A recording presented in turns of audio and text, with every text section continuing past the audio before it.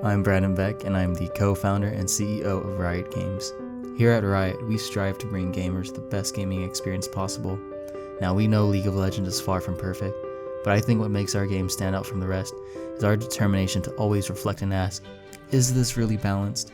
That's why our game designers work tirelessly, tweaking game aspects and champion design to deliver a more balanced and enjoyable game. Lately, we've shifted our focus to champion diversity. While still staying true to the tenet of balanced gameplay, we want more champions to become viable in games and not just see the same picks.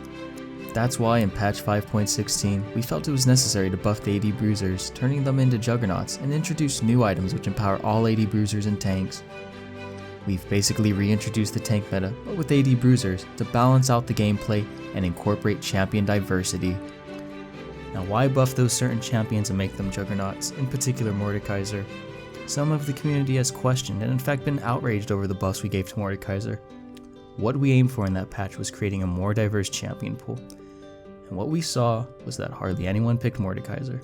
From this we concluded that it was because he was underpowered, so this buff has actually balanced him out to make him a viable champion in the current meta. And our analysis of the situation was spot on. Since the patch release, we've seen a 115% increase in pick rate, 80% increase of complaints on our forum boards, and 235% increase of instances where people have declared Mordekaiser disgusting or broken. He's definitely balanced and viable now. While this has been a controversial patch and has upset large portions of the League of Legends community, we see this move as staying true to our path of balanced and enjoyable gameplay. Will the players agree with our decision? No. But then again, our players complain about everything we do, and over the years we've learned to just tune them out, because in the end, we know what's best for our game, not the community. You don't engage in anti-fun. There's an aspect where counterplay is huge. It's what mechanics will create not only enjoyment for the player, but will not make another player suffer without understanding why.